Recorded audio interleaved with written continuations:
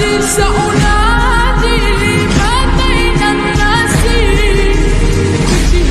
بجهادي الرحمن الرحیم۔ آج ایک ضروری مسئلہ جو دل کے مریضوں کے لیے ہے۔ اکثر لوگ پوچھتے ہیں کہ مفتی صاحب ہر گھر میں ہر 2-3 گھر کے بعد ایک مریض وہ دل کا مریض ہوتا ہے، اور ان کے لیے کوئی روحانی وظیفہ جو ہو تو وہ بتا دیں۔ ان کے لیے قرآن عظیم الشان سورہ رعد آیات نمبر 28 یہ دل کے لیے بہت مفید ہے۔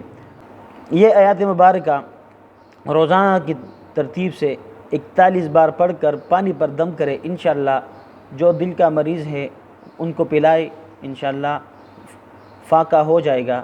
اللہ تعالی ہمیں ان پر عمل کرنے کی اور دوسروں کو پہنچانے کی توفیق عطا فرمائے۔